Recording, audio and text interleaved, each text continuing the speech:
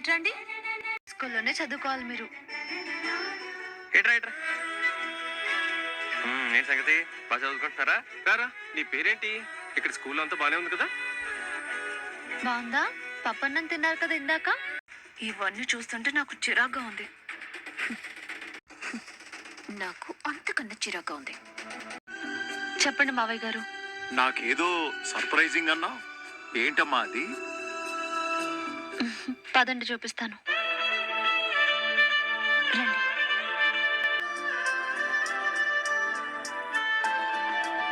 పాత మిత్రుల గురించి అక్షరాల్లో చదివారు. బాబాయ్లు,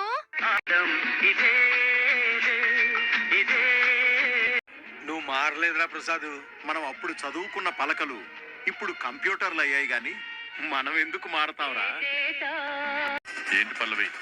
మీకు ఒక విషయం చెప్దామని ఫోన్ చేశాను. చెప్పు.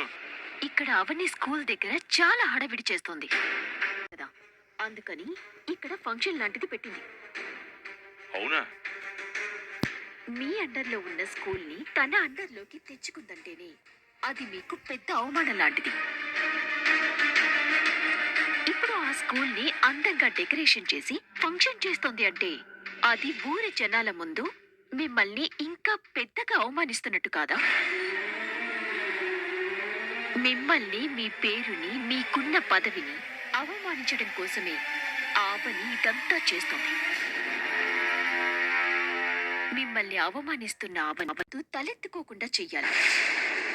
ఊహించని విధంగా ఆ ఆవనికి ఘోర అవమానం జరగాలి. అలా చెయ్యడానికి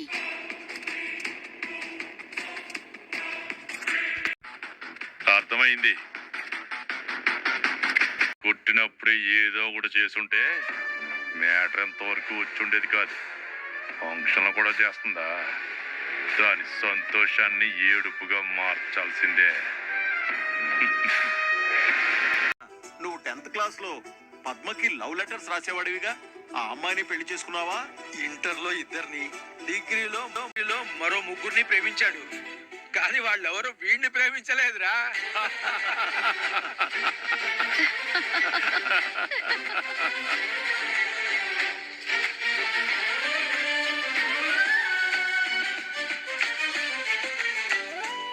రే వెంకన్న, 6వ తరగతి చదివినప్పుడు మనిద్దరం ఒకే బెంచ్ మీద కూర్చునేవాళ్ళం. నేను ఎప్పుడైనా గుర్తొచ్చానరా? నేను తెచ్చుకున్న మామిడి తాండ్ర ఇవ్వలేదని రాయితో నా తల పగలగొట్టావు. ఆ మచ్చ ఇంకా అలాగే ఉంది. ఎలా మర్చిపోతాను రా బాబు. సారీరా, సారీ. ఏళ్ళు వచ్చాక జోలపాటు కావాలన్నట్టు అప్పుడు చేసిన దానికి ఇప్పుడు సారీ చెప్తావేంట్రా?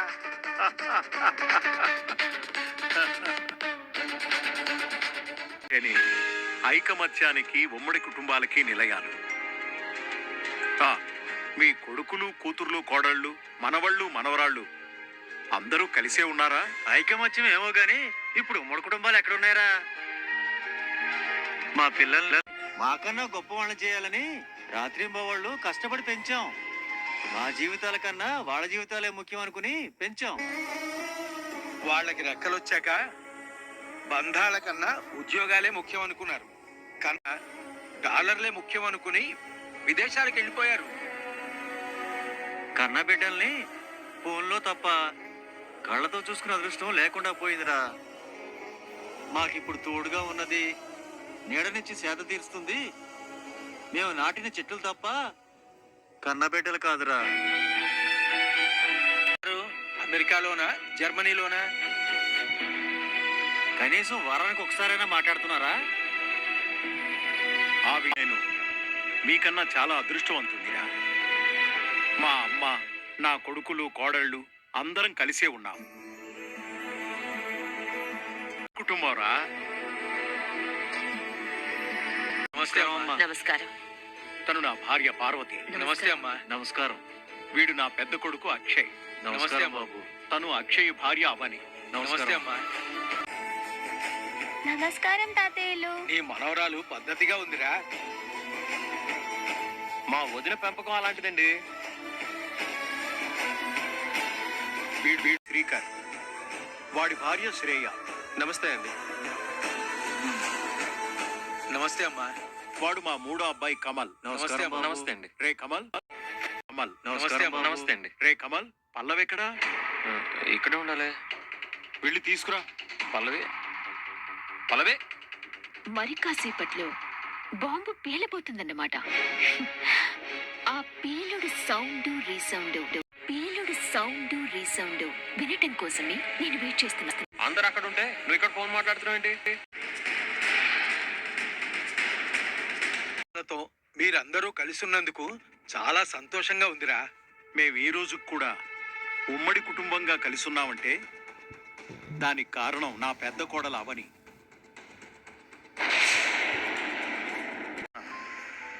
నా చిన్ననాటి స్నేహితులైన మీ అందరినీ కలవగలిగానంటే దానికి కూడా నా పెద్ద కోడలే కారణం.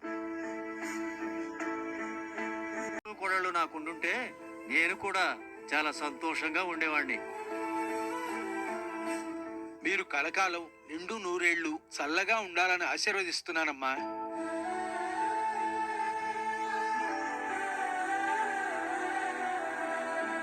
మా ఫ్యామిలీని ఉమ్మడి కుటుంబం అనుకుని తెగ మురిసిపోతున్నారు వీళ్ళు.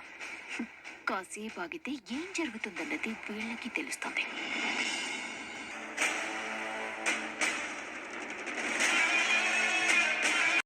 నేను చెప్పింది గుర్తుందిగా? గుర్తుంది సార్. మీరు అక్కడ చేసే రచ్చతో అక్కడి పరిస్థితులు కూడా తారుమారైపోవాలా.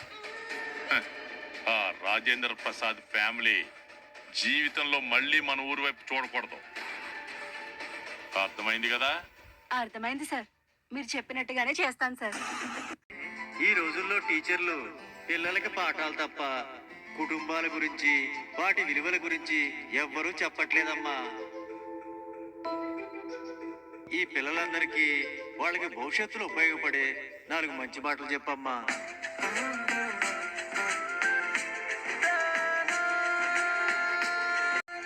చెప్పొద్దునా?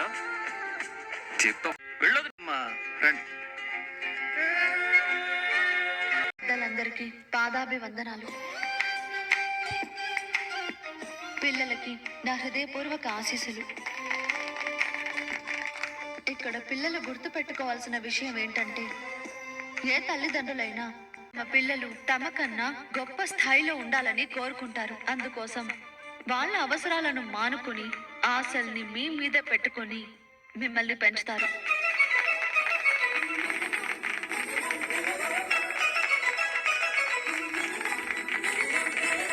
దేవుళ్ళు గుడుల్లో ఉంటే మిమ్మల్ని గుండెల్లో పెట్టుకుని ప్రేమించే దేవుళ్ళు మీ తల్లిదండ్రులే.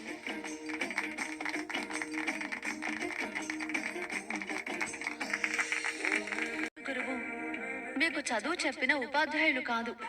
మీకు మాట, ఆట, పాట, నడత అవన్నీ మీకు జన్మనిచ్చిన దైవ స్వరూపులు మీ తల్లిదండ్రులు మాత్రమే.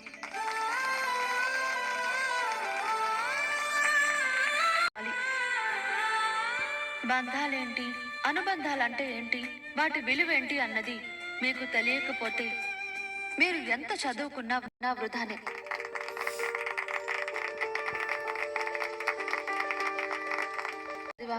ఎంత సంపాదిస్తున్నాం, ఎంత గొప్పగా బ్రతుకుతున్నాం అన్నది ముఖ్యం కాదు. తల్లిదండ్రులని ఎలా చూసుకోవాలి, మీరుంటున్న సమాజం గురించి ఏం చెయ్యాలి, 10 మంది కోసం ఎలా బతకాలన్న ఆలోచన మీకు ఉన్నప్పుడే మీరు ప్రయోజకులుగా మారుతారు.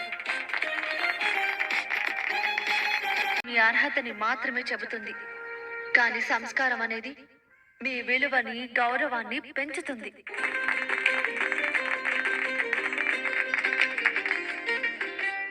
అది మీరందరూ తెలుసుకోవాలి. అందుకే చదువుల కన్నా సంస్కారం ముఖ్యం, ఆస్తుల కన్నా సంస్కారం ముఖ్యం, ఆస్తుల కన్నా ఆత్మీయతలు ముఖ్యం, మన స్థాయి కన్నా మానవత్వం ముఖ్యం. అది మీరు గుర్తుపెట్టుకోండి. మీ తల్లిదండ్రులు మీ దగ్గర నుంచి ప్రేమని తప్ప మరేమీ కోరుకోరు. మీ అమ్మా నాన్నలకి మీరు ఇవ్వండి. మీ స్నేహితులకు ఇవ్వండి. ఆ ప్రేమని అందరికీ పంచండి. తరుగుతుంది. అదే ప్రేమని పంచితే పెరుగుతుంది. అందుకే అందరితో ప్రేమగా ఉండండి. మీ కుటుంబం, సమాజం, ప్రపంచం మిమ్మల్ని మనుషులుగా గుర్తించాలంటే ముఖ్యంగా మీరందరూ సంస్కారవంతంగా ఉండటం నేర్చుకోవాలి. నువ్వే చెప్పాలి మరి.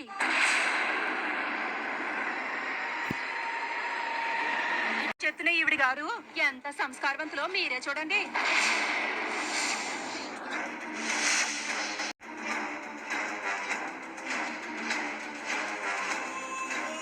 ఈమె భర్త ఎవరో తెలియదంట, ఈమెకి తండ్రి ఎవరో తెలియదంట. అంటే ఈవిడ ఎంత పద్ధతిగా పుట్టిందో, ఎంత పద్ధతిగా పెరిగిందో మీరే ఆలోచించండి.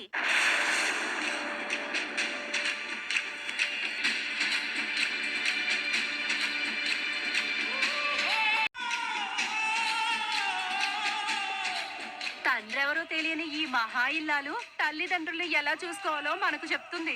చెప్పేవి శ్రీరంగ నీతులు, చేసేవి సిగ్గుమల్లిన పనులంటే ఇదే మరి. అంటే మా పిల్లలు కూడా నీలాగే తయారవుతారు.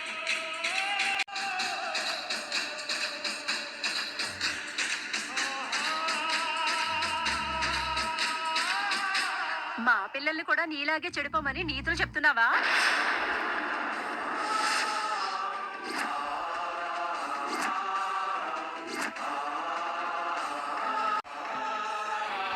మీ అమ్మ అనురాధ గారిని మా ఊరు వాళ్ళు దేవతలాగా పూజిస్తారు.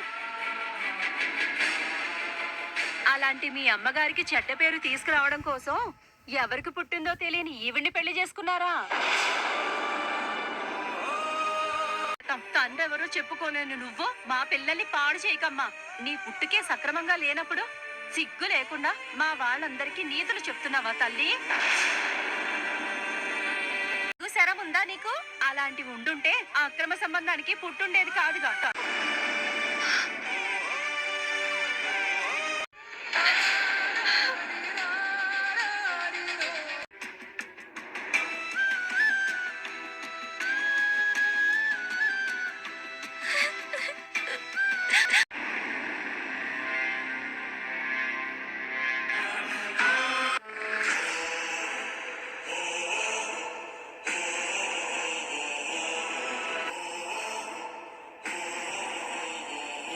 పుట్టకపోయినా మీ పిల్లల కోసం ఈ స్కూల్ ని బాగు చేయించి మీ అందరికీ ఏదో చెయ్యాలన్న తన గొప్పతనం మీకు అర్థం కాలేదా?